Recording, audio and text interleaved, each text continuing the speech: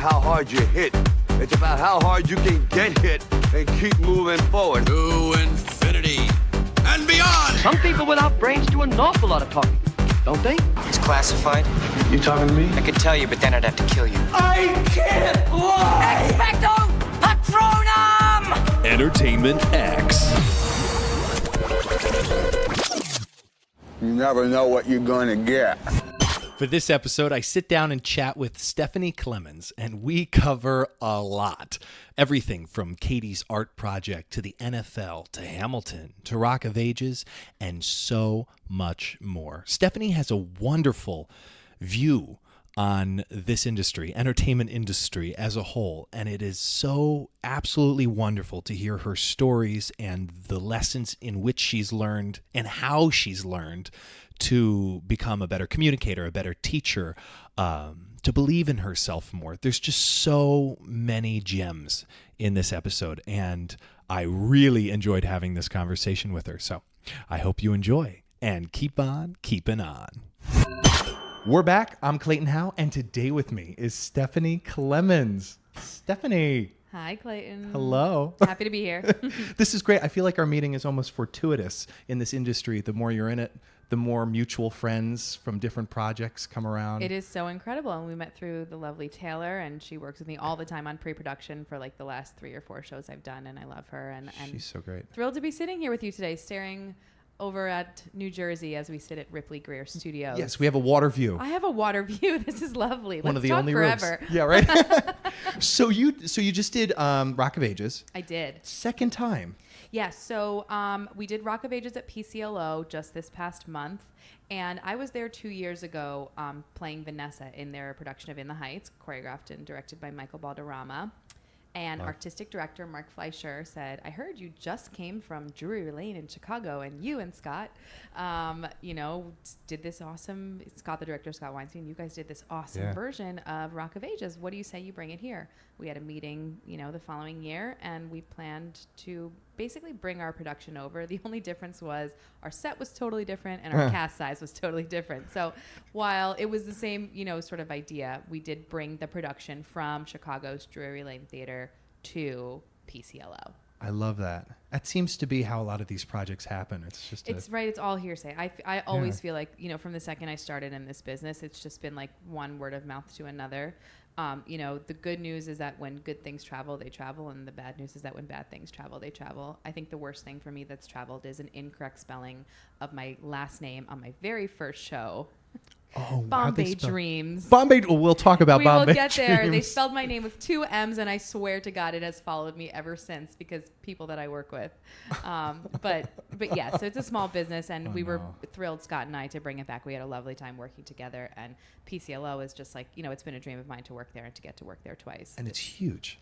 I mean, it's a massive, it's a really huge theater space. Yeah. Yes. And it's exciting because we're selling out the house was filled. And so it's lovely to hit that many people. 9 shows, right? It is 9 shows. And that was sold out. 9 shows, and it's like a 7-day process. Oh, Lord. Top to bottom, first rehearsal to opening, in addition to the fact that it's a rep theater, which means that the ensemble tracks through many shows. So they're performing in the show at night, which means equity rules say you actually don't have them for the full process of those 6 days of rehearsal. But it's such a good lesson, right? Like the more the more restrictions that get put on you, you just got to learn to be creative, which I always think is a way to stretch and grow. Yeah. So that means, were you changing stuff on the fly then? 100%. You walk in with an idea. Yes. And I feel like that's a thing that we always do when we're creating new shows on Broadway. So I think that's a good skill. And I think it's, as someone who has been a part of a lot of original processes, I think that's something that I have gotten pretty good at. We can always all be better at it. But one of the things that was really great, and it was Scott's idea, he's like, why don't we just make, these 3 production numbers all women? Because it was the show before us was Peter Pan. So the men were tracking, but the women we pretty much had. Great. So we just, it's Rock of Ages, like put these beautiful women on stage and have them do awesome dancing. And like, here we are. Right. So it was fun to dance with them. It was fun to explore how these numbers could be different. And, I Want to Rock with All Women is, I have to say, probably better than any version I've seen. So I believe it. I can only imagine. I just said that on on podcasts. I said that in public. It's now documented Better than any historically. version. So we're going to do a lot of jumping around today. I want to start with Katie's art project. Okay. You founded it. I did. What is it? Why? How did that come about? So I founded Katie's Art Project. It's, I think, maybe 9 years ago now, in the top floor of the Richard Rogers Theater. Perfect. Yes, I was doing In the Heights, and Luis Salgado had recently founded Revolution Latina. Yeah. And we were having a conversation, and I said, I really want to start an organization in honor of my best friend who passed away from leukemia when we were 19. And he said, then do it. And I was like, okay. And it really started there. Obviously, you know, there's a lot more story after that. But when I was in high school, my very best friend was diagnosed with leukemia, and I spent a lot of time with her in the hospital. And I kind of got to see, you know, while there's a lot of programming available for specifically pediatric hematology oncology units in hospitals, there's also a bit of a missing, right? So if you're a volunteer, you go into the hospital and you leave the hospital, you pat yourself on the back, you did a good deed, you made a cancer patient smile, how lovely. Yeah. And the cancer patients, the kids, feel a bit like they're in a fishbowl. That's like the overarching feeling of I will say, like, single-use volunteering. Yeah. The impact, the positive affect I saw really was from the volunteers who were creating relationships and coming back repeatedly. And so I wanted to create an organization that honored, my friend was an artist, so I wanted to honor her as an artist, in addition to foster relationships through art. So I was like, I have all of these friends who are artists, you know, right? They're fine artists, performing artists, vocal artists. And I know that these kids, there's plenty of kids who are facing, you know, lots of terminal illnesses that would love life-threatening. We've expanded the definition to life-threatening illnesses, not just terminal. Would love to meet these people and just get a chance to write a song with them or make a painting or, you know, and those things, they're not one visit, you know, even if you are, even if we work remotely sometimes, right? Sometimes people meet one time, they're having multiple phone conversations and there's a dialogue back and forth. And what we do is, I love to say, like, we level the vulnerability playing field, meaning the artist is vulnerable because they're creating. The child is vulnerable because, you know, they're in a new position. But oftentimes these kids are being spoken to in a way that's unintentionally condescending, right? It's like, how are you? How are you? I'm so sorry. Right. And this just, we get to, like, you know, we pass that in first, we never even hit that, right? We're like already, you know, 100 meters ahead with, okay, what are we creating? And I think that when kids are either looking at the end of their life or looking at something that could end their life, having something that allows them to leave a legacy, right? Some of these kids are 7, 8, 10, 14, they haven't had a chance to get out here and leave their mark. And so leaving their mark through something that's tangible and permanent, and especially can be gifted to their parents after in the world, is, you know, was really a missing that I noticed when I spent time there. And so that's how Katie's Art Project was born. And we've spent the last 9 years doing loads of programming. We've expanded into becoming a 501c3, where we were previously fiscally sponsored. So it's ever growing. And we actually have a huge event coming up, our big yearly event, coming up on September 8th. We do a pop-up art gallery that has everything you would expect from an art gallery, where there's paintings on the wall, but we also do live performances, performance art. Yeah, we have, it's actually botany curated. So we have the Broadway botanists come and curate plants throughout the space, and Think Tank has a curated, you know, performance art throughout the entire event. We have special guests. We haven't announced them yet, but they're very exciting. And if you, I won't say anything about it. I was like, how can I tease this without, I can't, I'll just give it away. But yeah, so that's we have this one fundraising event every year, and, you know, we've done different things throughout the years, but this particular one is really lovely, and it gives us a chance to showcase some of the art that the kids have made. Also last year we had one of the kids, the cancer patients that wrote a song with us, actually perform it. And it's been lovely. That song has gone on actually to be Anthony Ramos. I don't know if you heard of him, right? He's from Hamilton. Yeah, maybe.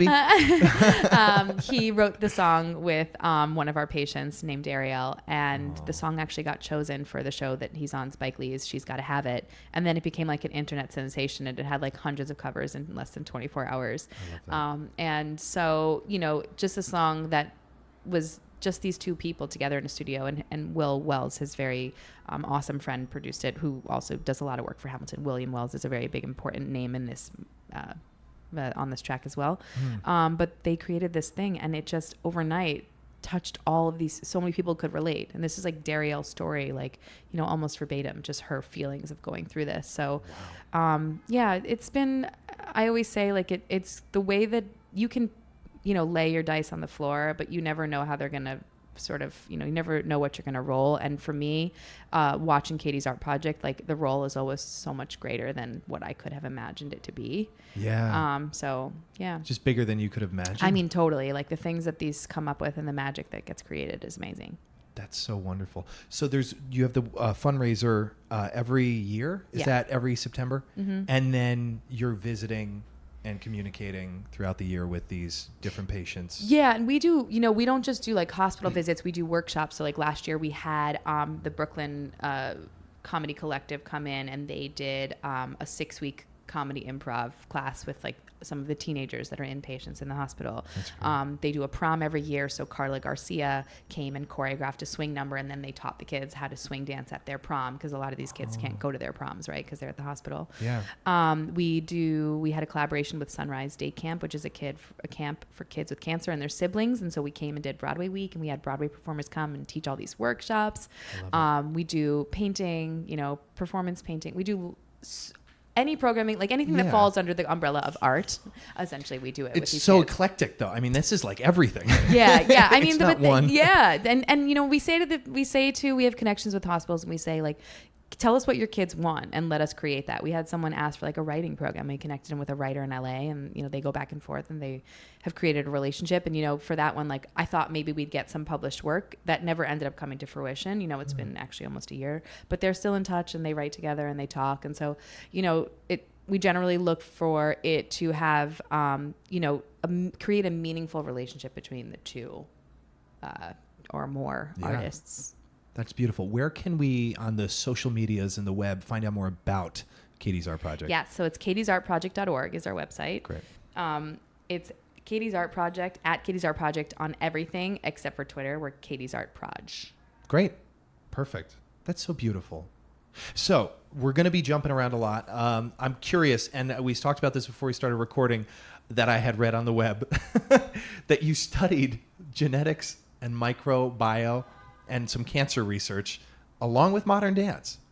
It was a double. That's correct. I went to Rutgers. Yeah. And my parents are both doctors, and they, you know, while they were very supportive of me as a dancer and performer, they were like, we need a solid backup. And so I was like, okay, well, I love microbiome. I love genetics. I love, you know, I love science. I'm a big science nerd. Yeah. And so I double majored in college. Rutgers had only a modern dance program. They didn't have a musical theater program. They didn't have, like, now things have since changed, but when I went to school, they did not have that. And so I did the only dance program they had, which was modern dance. And it was great. And, like, you know, Rutgers is like a multi-campus, you know, everything's like a short drive away. And so I'd drive 20 minutes to Bush campus, and I'd do my cancer research in the lab, and I'd turn in my results, and then I'd drive back to Douglas, and I'd have my dance, you know, rehearsal. And it was a really awesome experience. And I think that it was one of the things that really paved the way for me to be able to, be really good at multitasking. I believe that. I'm a very focused person. So, you know, while sometimes it appears, you know, I don't like to split my focus, but that being said, I'm very good at switching between things quickly and efficiently.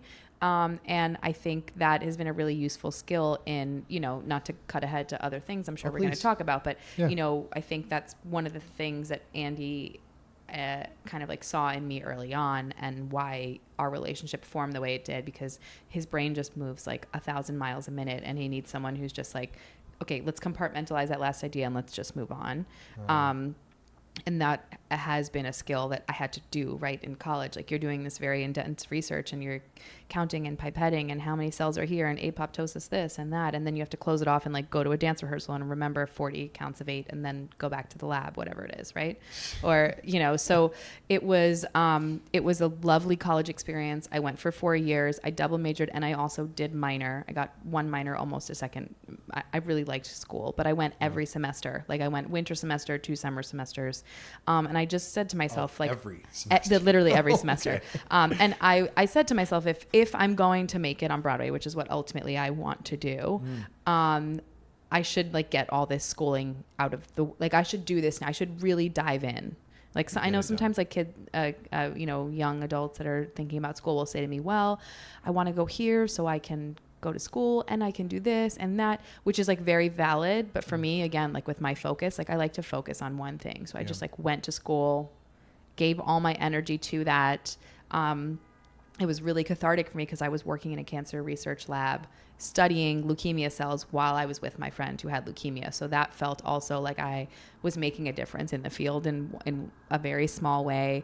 While I was in school, we published a paper on capsaicin, which is a, sort of like anti-cancer agent, which was like brand new research at the time. It's now kind of like an old news type of a deal, but it was, those drugs were going straight to clinical trials, and my friend was in clinical trials at the hospital at Rutgers. Right. So. Wow. So after college, was there any more of the microbiology genetics, or was that like you were like, okay, that's done, dance. Right. Well, so what I did was I didn't quote unquote waste, it wasn't for naught, where I took the MCATs, right, which is the test you need to take to get into medical school. Yeah. Because my parents, their advice was have a backup, and they meant it, of course. Right? So I got the same. Yeah, a lot of us have that. Yeah. And, so it wasn't that they weren't supportive. They were just, like, what does that look like, that life that you're saying you want to live? So I took the MCATs. I got into medical school. I deferred my admission for a year. And I said to my parents, I'm going to go to New York and I'm going to try this thing. From way over there in New Jersey. I'm not from so far away.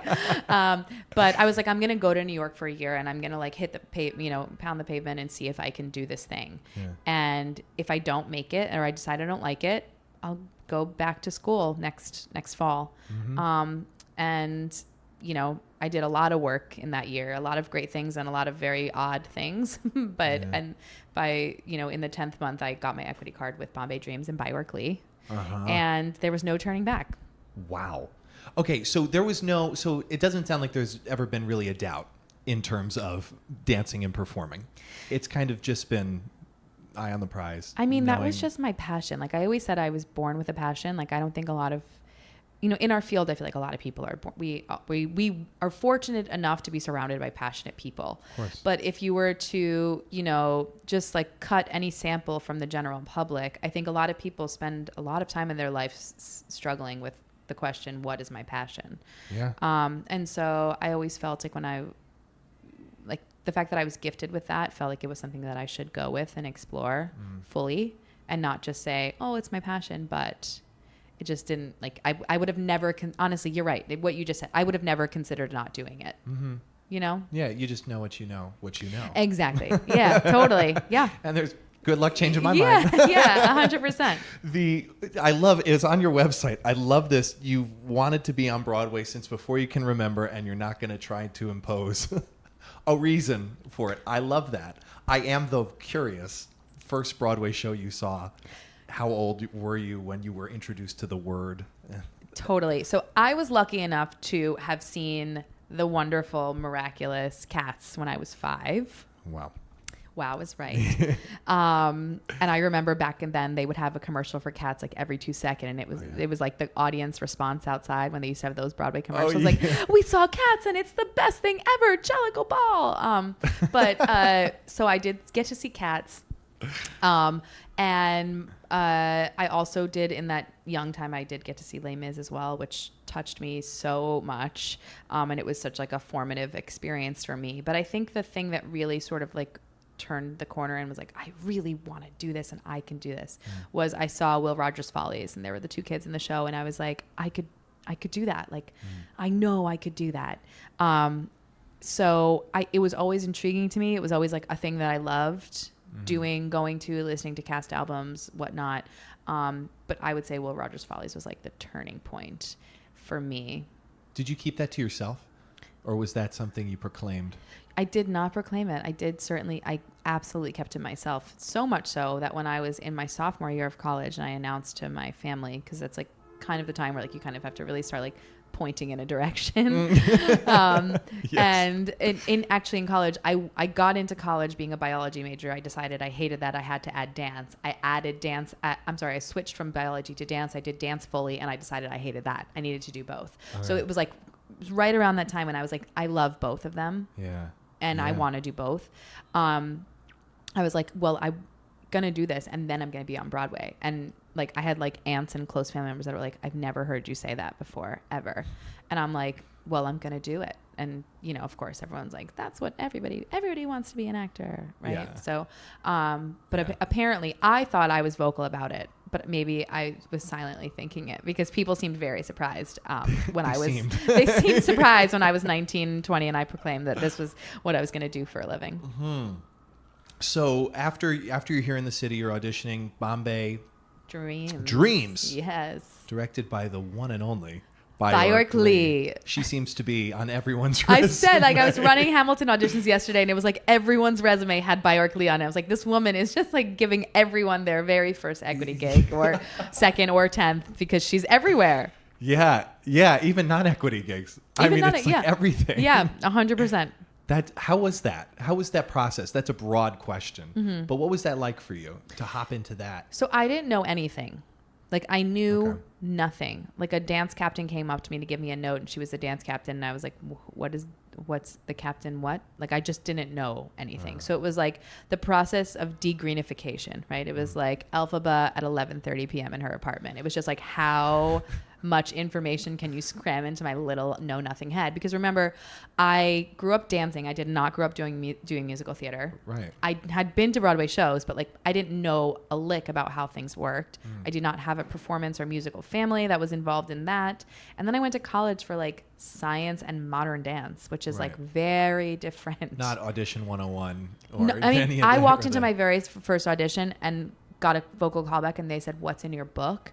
And I was like rereading Catcher in the Rye at the time. This is like a famous story. People hear this on podcasts. I do, but like that's like the origin story of Stephanie Klemons. That like if you can make it, if I can make it, you can make it. because I was such a Did you tell them that? I just didn't know what they meant. Oh. Like it was like I had like a sort of slightly. I was like, I'm reading Catcher. Like, I don't understand what you mean. Said that. Yeah. And they were like, so they had me like sing Happy Birthday or something. Yeah. And they were like, go get a song, you know? Yeah. And yeah, so it was just, I really didn't know what I was doing. And I had been on an audition in college. Like I had a callback for, I didn't know what I was doing. But anyway, I booked Bombay Dreams. I knew nothing about musical theater. It was wonderful to learn all of that information. I love Bjork. I don't know if like, anyway, I feel like it was a great show to be involved in. Yeah. Lisa Stevens was the choreographer. She was the person that kind of like saw me and was like, you have something special. Let's put you in the show. I met my really great friend Tia Altanay. It was a tour. I got to go on tour for the first time, right? Like touring at 21, 22 is like a blast. It's awesome. Yeah. What were you witnessing in the room, in the rehearsal facility? What were you seeing among, the other performers? Yeah. Bjork. Right. So the cool thing was that Thomas Meehan had come in and he was rewriting some things for the show, for the tour, because it was a First National equity, production, whatever. And so I got to see a lot of creativity. I think that was like my first professional deep dive look into what it looks like when a creative team is like really like mulling over information and working through things. What an honor to get to have Thomas in the room and to see Bjork sort of like translate that information and like reset things. I think that, after doing the West End and Broadway productions, they realized that like there was just things that like that as universal as they seemed to be were just like not speaking to the general population. Yeah. And they moved some things around and made some cuts, and honestly it was great. I saw the show on Broadway and I felt like the tour version Hamilton was like a really great, compelling, slightly pared down version of that. We still had like the pool and the fountain and got shot with water every day. And like, it was still like this Bombay Dream spectacle. But it was, really getting to see really, really great people, excellent people collaborate. Yeah. Yeah. So educational to Yes. jump right into that. Yeah, it was. It really was. Now, I'm sure I'm skipping a few things. I am curious. I do want to know what the journey was joining In the Heights. At what point did you hop into that process from wherever you were coming? Right. So I was actually coming directly from Bombay Dream. So in our 10th month of tour, there was, we went from Houston to Dallas. And so we did a bus leg.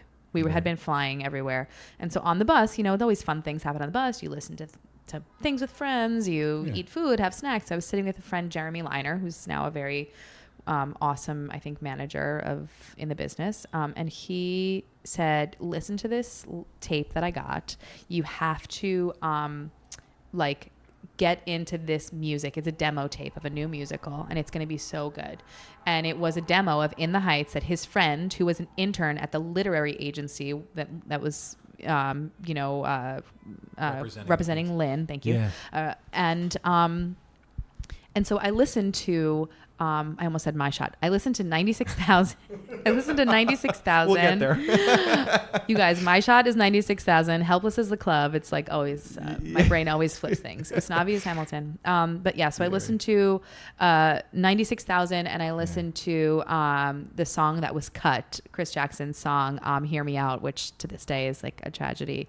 Lynn's Junk in the Trunk is just like, Lin-Manuel Miranda has diamonds in his trunk. And just like, that song is one of those. It's just so good. But so it was a couple songs I listened to, and I was like, wow. And he was like, you have to be in this musical. And I was like, you think I could do it? And he was like, I think you can. And on our last leg of tour, we were going to Seattle for a 3-week sit down.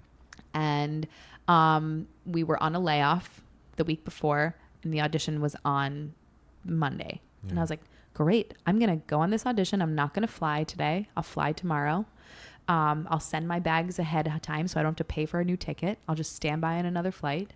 And I went to the audition. It was Andy Blankenbuehler Central. It was like a gazillion people. He did like 7,000 combinations with us. And he came up to me and this other girl at the end, and he was like, oh, that's what I did. I went to the men's call. I went to the 10 a.m. men's call, stood by on my flight, and got in like a 6 p.m. flight. That's what I did. And he came up to us and he was like, when you come back, you're going to be dancing in heels. So just be prepared. Because I was at the men's call, so I was in flats. Yeah. That's what it was. So then I took the red eye. Then I got a call back.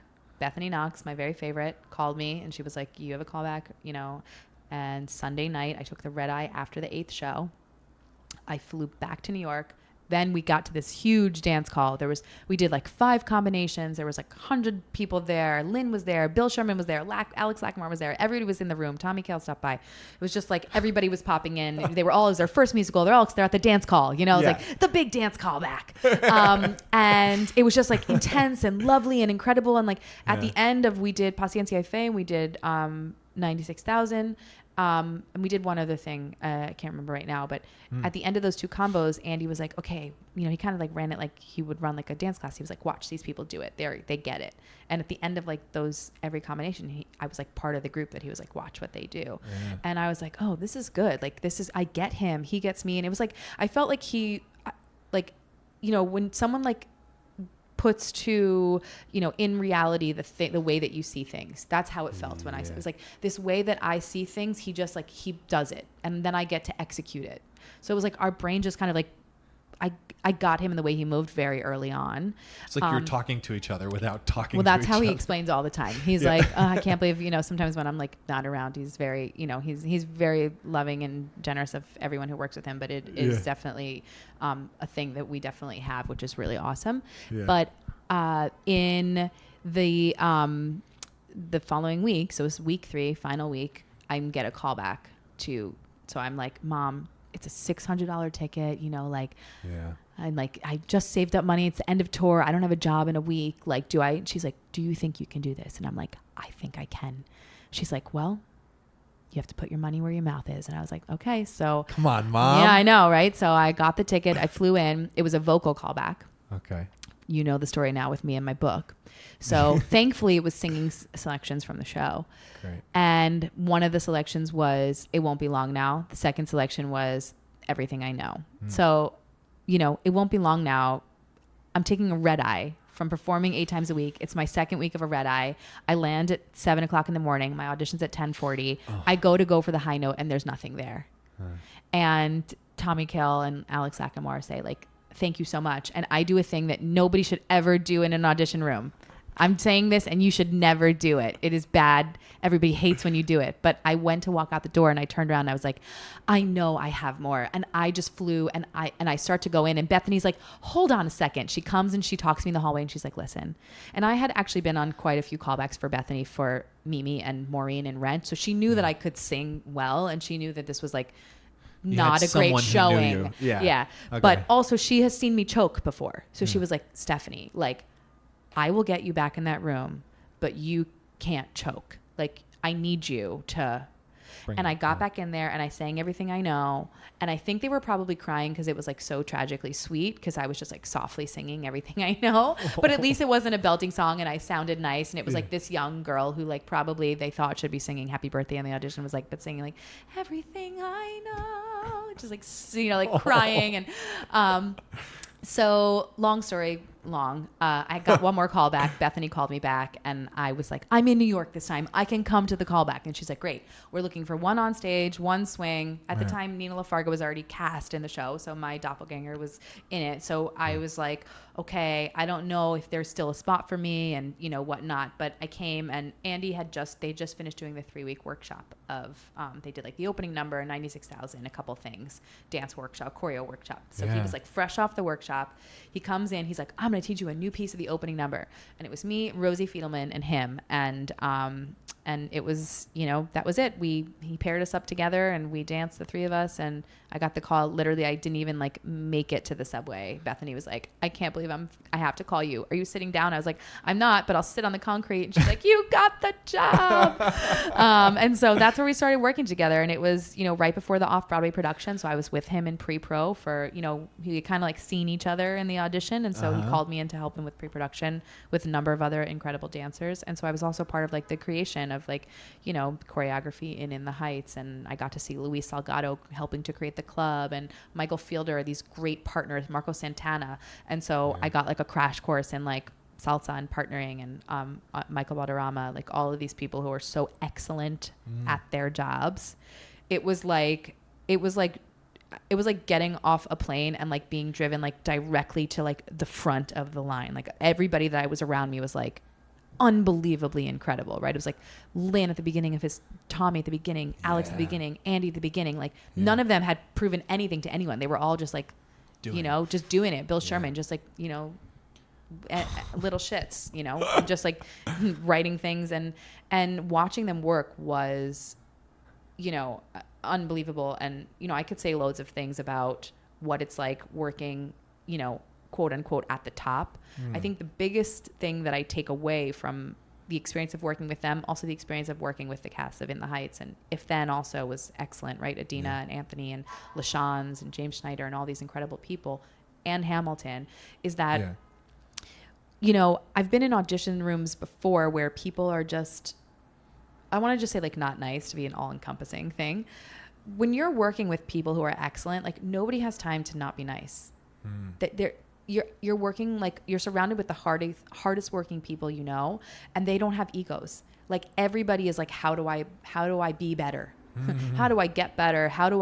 And they're so focused on growing that they don't have time to knock anybody else down.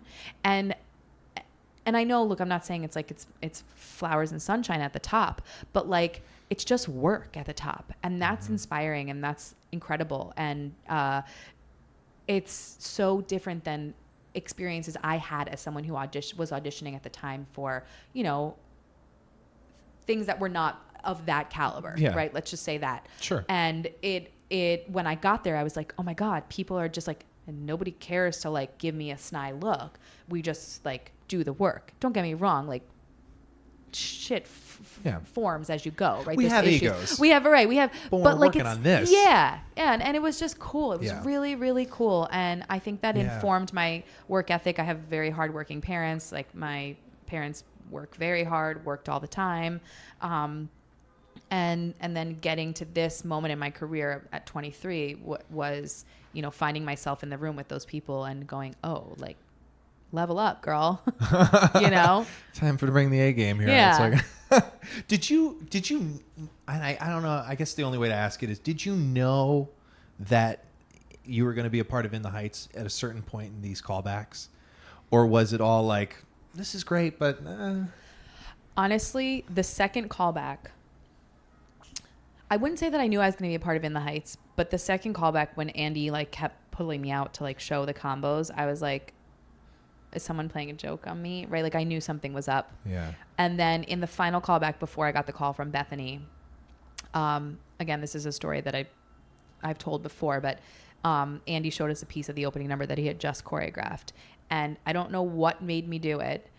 It felt right, I guess. Like it still to this day, the memory feels like an out of body experience, but it was me. Andy decided when we did it the last time that he was going to jump in and dance with me and Rosie. Okay. So there was 2 other women and me and Rosie. There was just 4 women at the audition. They went, we went, they went, we went, then they went. And then he was like, just popped in and danced with us. And on the very last step, it was like a step ball changey thing. And I decided to go to the left when they both went to the right. And so like we created like this pattern with each other.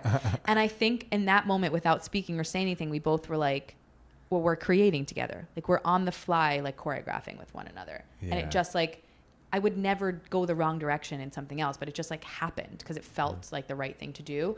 And that moment is what my relationship with Andy has felt like.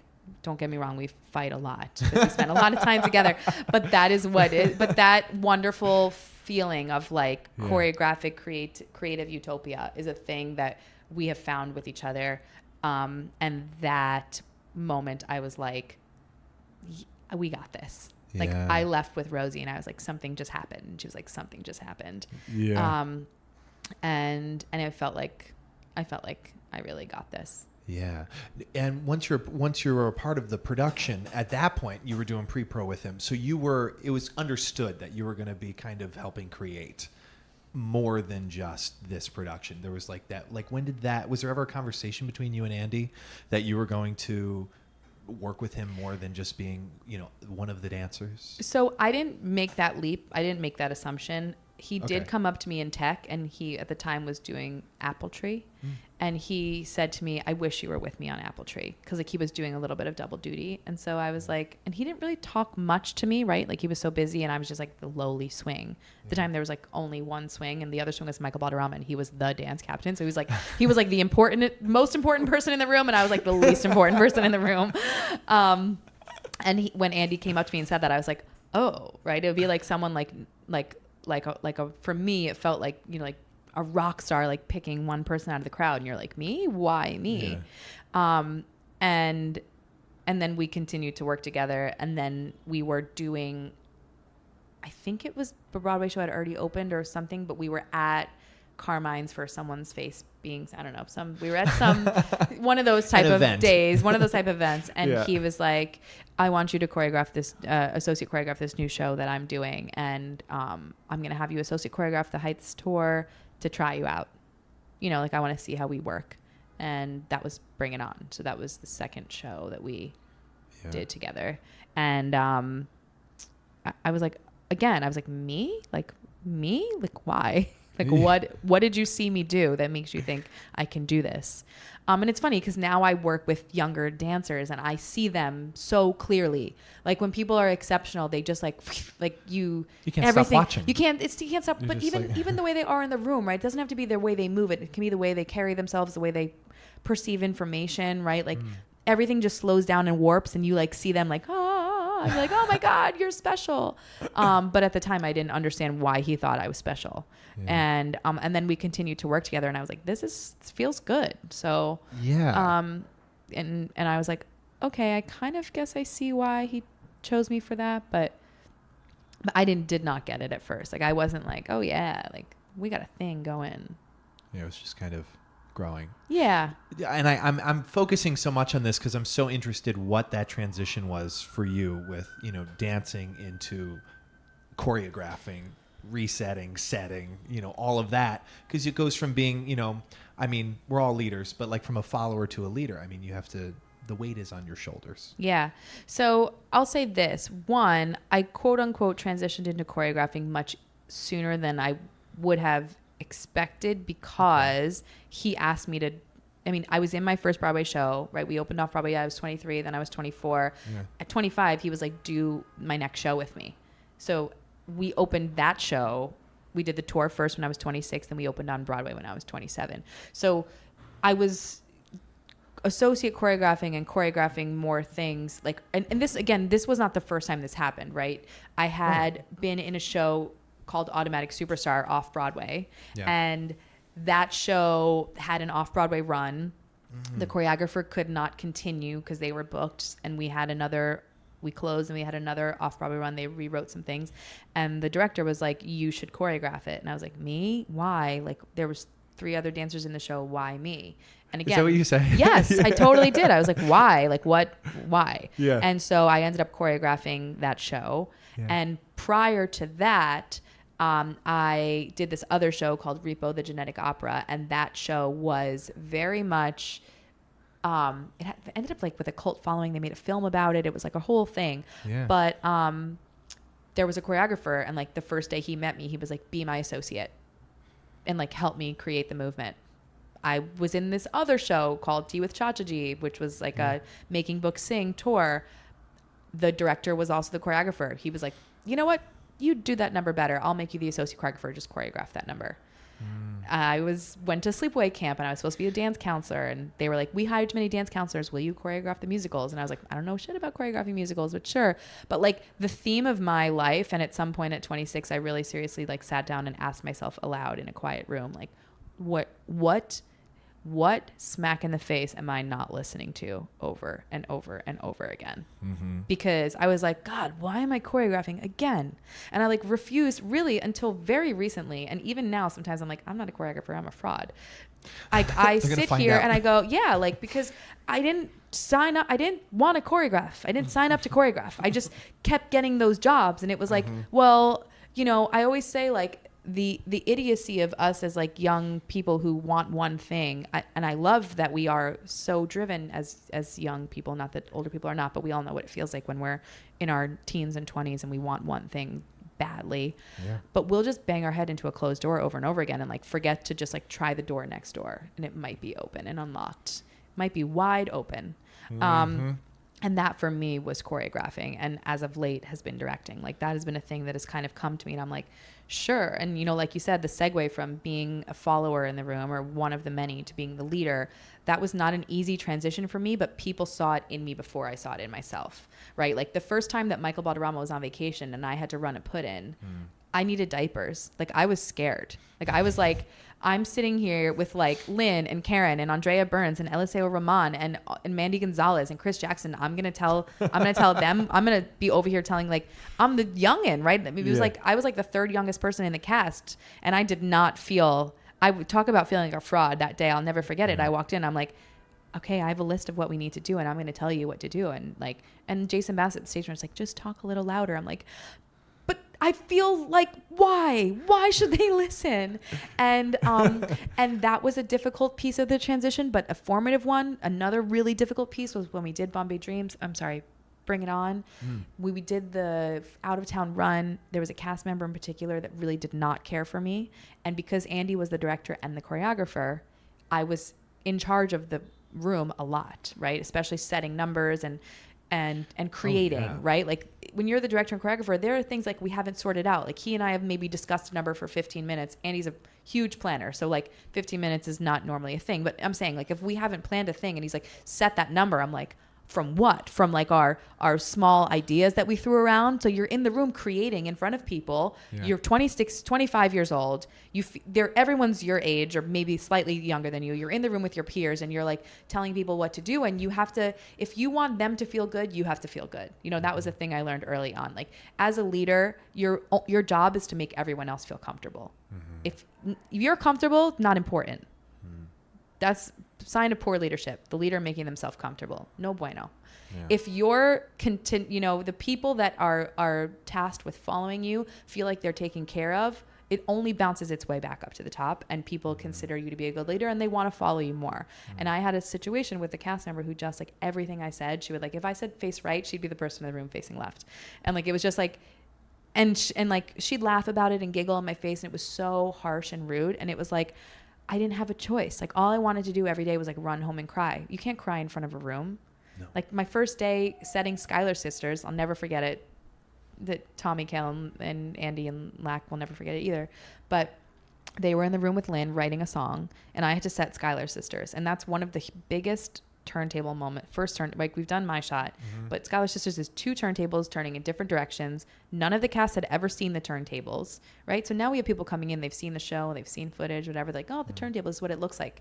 At that point, it was like an abstract idea in someone's head. And so explaining to them that like, you sing this and you're standing here, but really you're going to be over there. When like, I only barely have a handle on it. Like, we don't know how it works. There's no turntable built somewhere that we're trying things out on.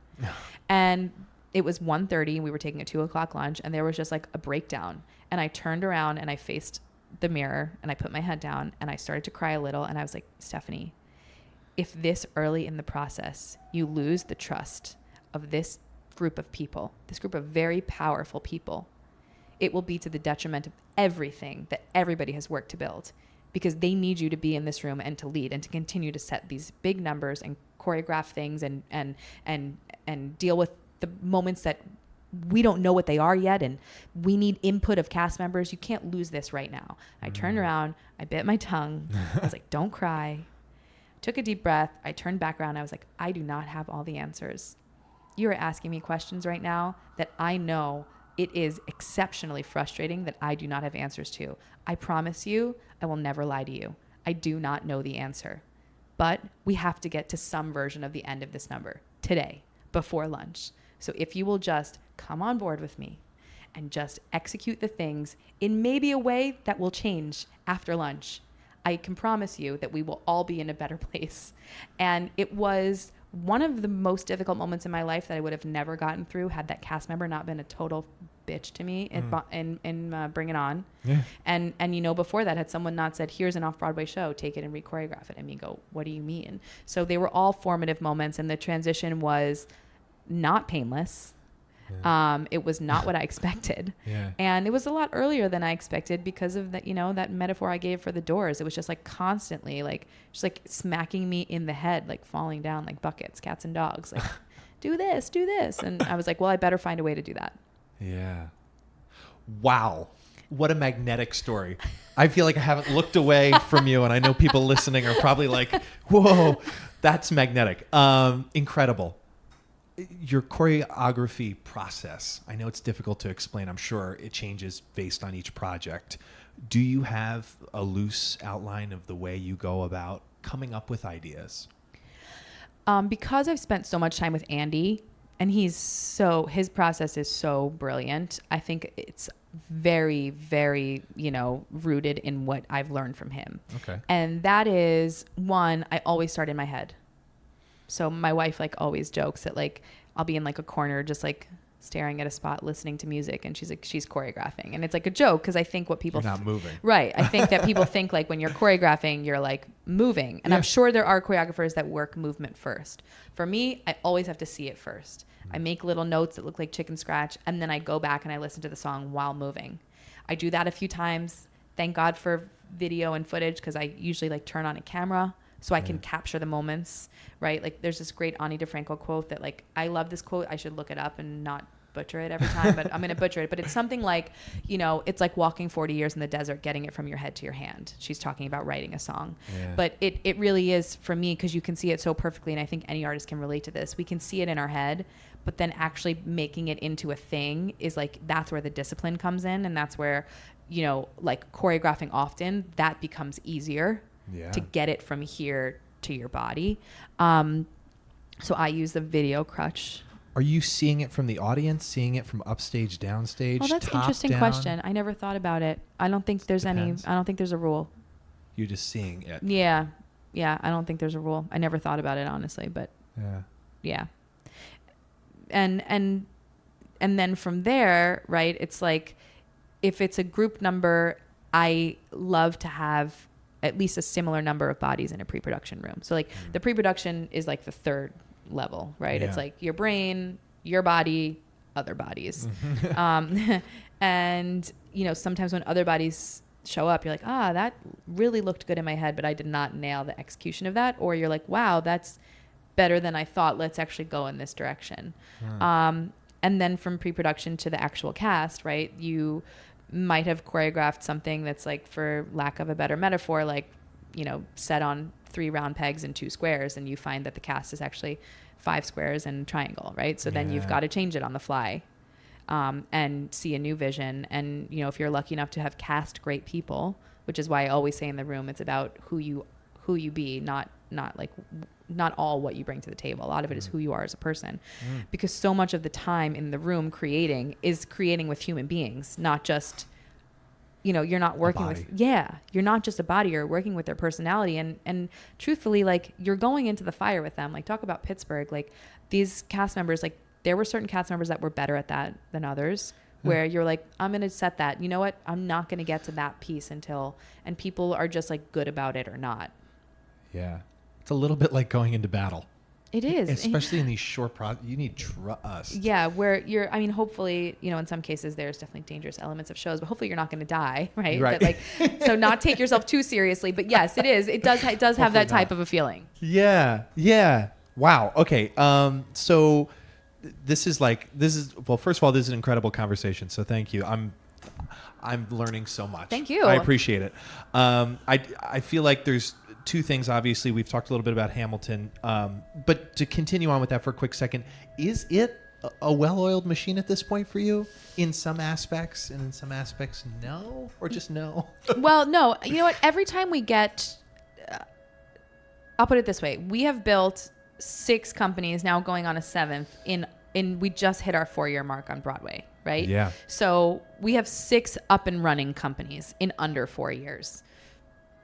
Wow. Every time we build a boat that's big enough to hold us, we double in size.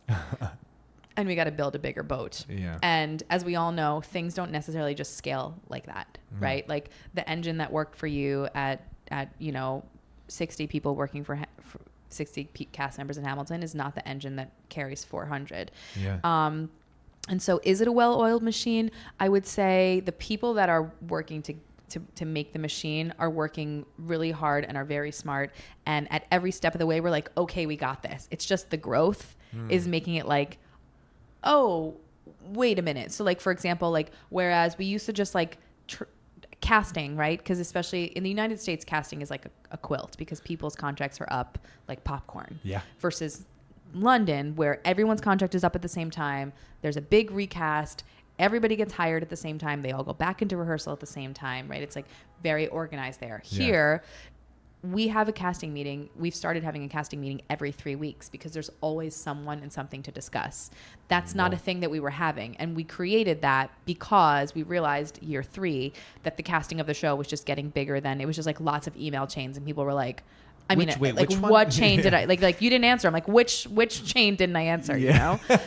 So the machine is continuing to grow. And so I would say we're still in a growth pattern.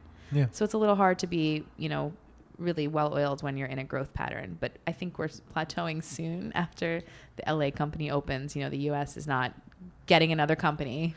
Yeah. Yeah. We're building international companies, which is like another thing. But US is, you know, gonna feel like a bit of a, you know, we got this under control thing. Yeah. Yeah, I can't help but liken it, at least with the amount of people that you're juggling to, and I come from like Disney Cruise Line background. Right. They're doing, you know, 3 ships, Yeah. 4 ships, 3 more on the way. It's a rotating Right. door of people getting hurt, people having to leave, coming back, going in, Right. moving this swing there, moving passports, visas, contract. I mean, it's just like, It's a this lot. didn't go through for that person, so they're going to have to Right. catch them on the next round. Yeah, and like one of the other things that we really try to do at Hamilton, we still try to be boutique-y in that, like, you know, when people have been in a company and they've formed a relationship with each other, whether they're dating or they're friends or, you know, hey, I really don't like this city. I really want to be somewhere else. We don't just like throw those out the window. We actually keep a list of them, and we're like, okay, if we can honor putting these two people together, if we can honor separating these two people, if we can have this person not be in this city and go here. And so it's also kind of factoring those things in, because I think the happiness of in a show like Hamilton, where longevity is a thing, right? It's not like we're open for a year and then it's right. Like I said this, the other day, it's like you can put your head in the sand and suffocate for a finite amount of time. You know it's going to end. The thing about Hamilton is like, it's not ending. And so, you start functioning like, okay, my head's in the sand and I'm suffocating, but I'm going to be fine. And then 2 years in, you're like, okay, I got to come up for air, and I got to come up for air more than once. So like, let's figure out how to make this happen. And I think that people's work-life balance and people being with people that they like and being people that they love, or juggling, if they've been in a company for 2 years, they're like, I feel dead here, put me somewhere else in a different spot. Like, we want to do that for people, especially because we have so many cast members, and this is not an easy show.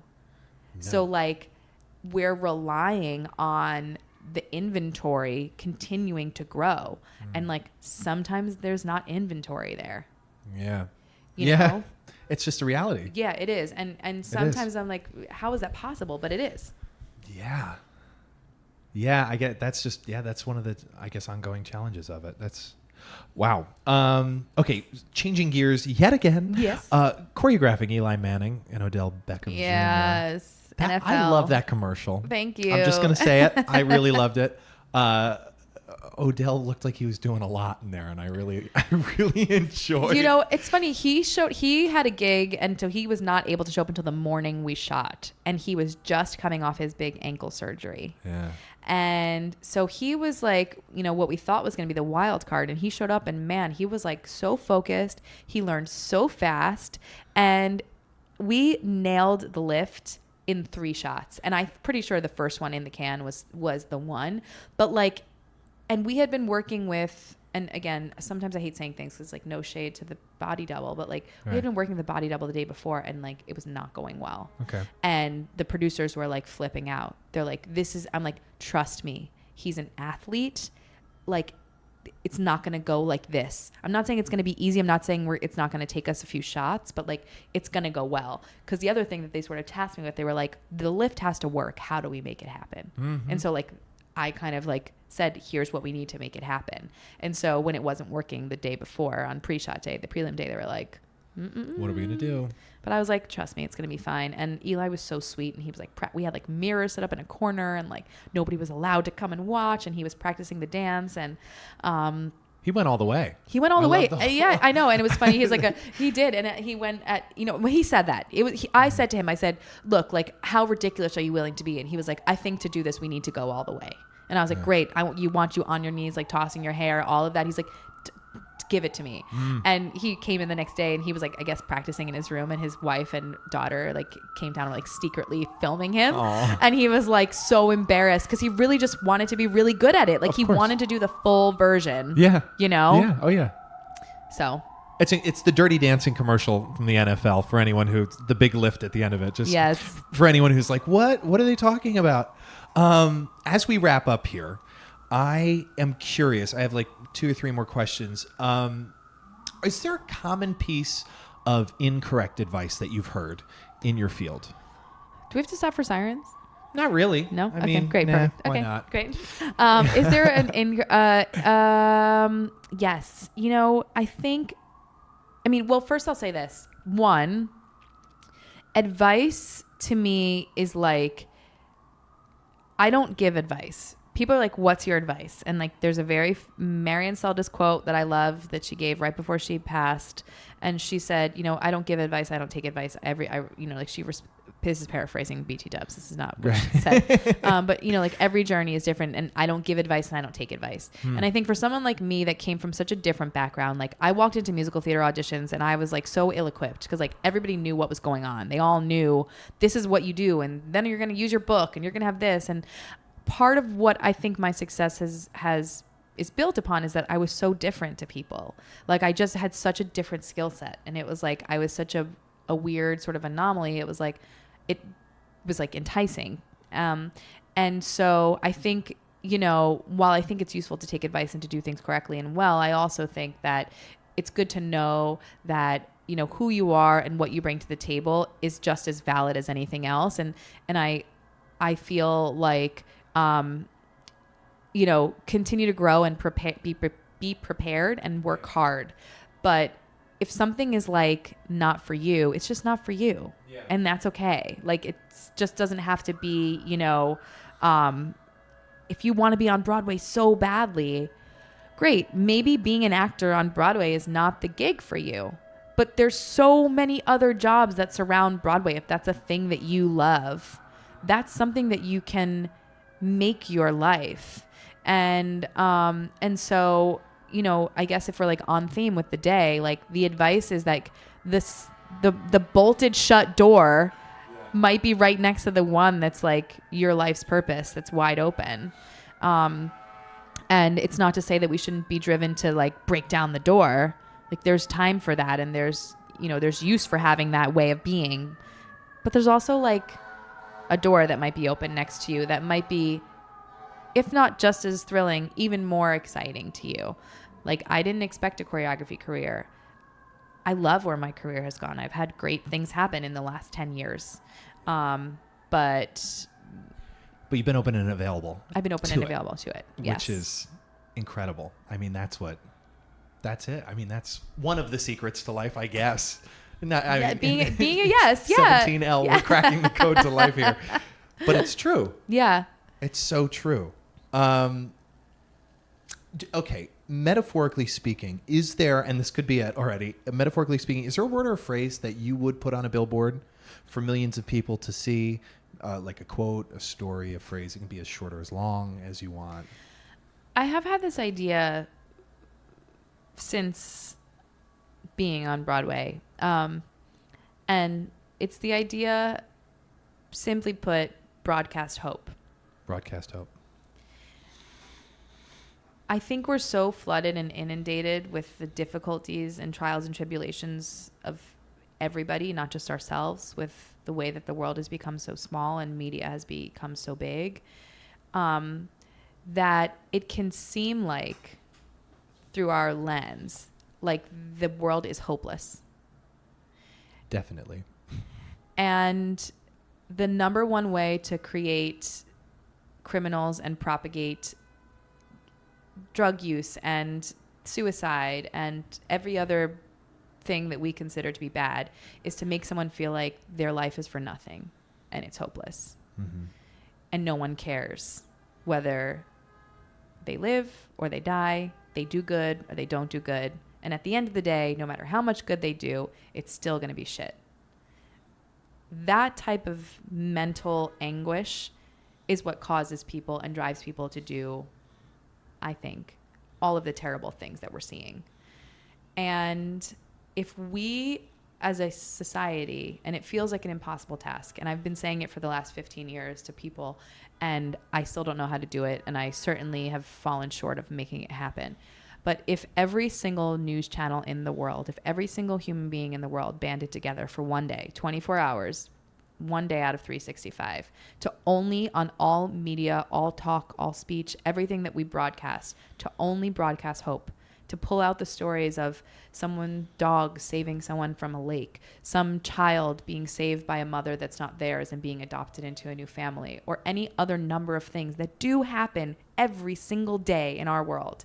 If for one day we just all agree to focus on that, I think a seismic shift would happen on planet Earth.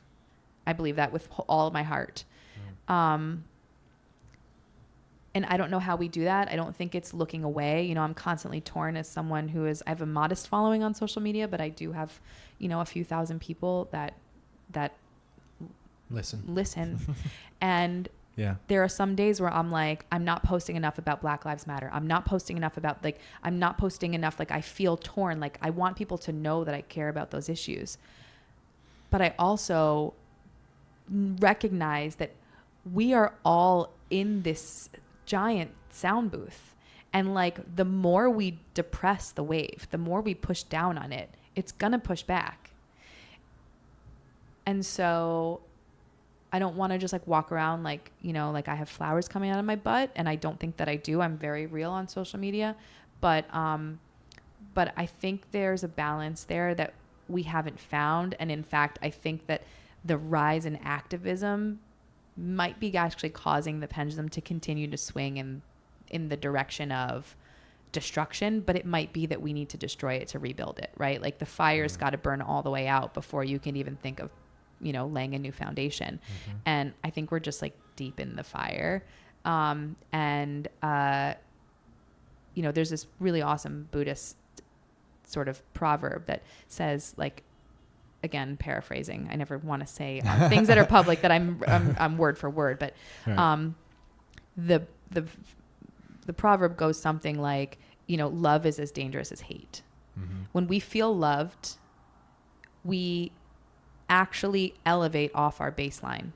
We go further from ourselves. And excess love can lead to lots of things that we know. Excess ego, what's the word when someone's giving you lots of compliments? Flattery, right? Yeah. So, and when similarly speaking, when there's excess hate, we drop below our baseline. We lose who we are. We forget who we are. Anything that takes us away from our baseline, it causes, like, the up has to go back down. The down has to go back up. And finding your baseline and sticking to it, no matter whether someone loves you or hates you, is a skill. And it's actually, I believe, something that is so important that we don't really value in our society, because we so value fame and money and these things that push us up, which is why all the low things are there. We need it. We need it to balance out. And, we claim not to want one thing, but we have the other and we want to keep it. So, what way can we, hold on to our baseline by not giving in to every single argument, to every single fight, right? Like, if social media was everybody activating all day and activating in a way that is like, this is terrible, what's happening? Look, this what's happening right now in, these kids that just got separated from their parents, terrible. I could say all the words, I could cry over it, like, it's beyond. But if all of us go on social media and we talk about how terrible it is, we all walk away feeling hopeless. And that is not a good place for people to be. So we have to find a way to activate in a way that broadcasts hope. Yeah. Yeah. Yeah. Are you finding that answer? Not at all. Okay. But to ask the question. I just keep asking the question. That's beautiful. And for me, it's honestly, and I feel bad about it, but sometimes it's not being an activist on social media. It's just portraying my life honestly. Yeah. Right? Like, if something doesn't apply to me, I try not to post about it. Like I believe very strongly in, every single one of my Black friends' experience of life is not what my white self experience of life is. That's a big problem. Mm-hmm. I don't post Black Lives Matter because I don't feel like I have ownership over that argument. I post a lot of things about mommies. I post about breastfeeding. I now have a baby, so I did post about these kids being separated from their parents because I feel I have an understanding of what a bad thing that is personally. Yeah. But I try not to jump on the bandwagon of every person's activism. I will support you. If you post about it, I will support, I will comment, I will support it. But I try not to do that. And that's just my way. And I don't think that's right or wrong. I don't believe one way or another about other people who are activists. I love and I think we need them. Yeah. But if we all become activists, that's just like, it puts society so far out of balance. It does. Yeah, because if you're equally passionate in the opposite direction, that's like... Exactly. We're not meeting in the middle here. We're both just fighting. Right, totally. And both think they're right, although the whole thing is twisted. So that's broadcast hope. So for me personally, that for me is like, Yeah. If there was one thing that I could say that I would work towards, and if that was the thing that I could accomplish, a lot of things that I've accomplished in my life, I've always been like, I can do that. I know I can do this, so now I'm going to do it.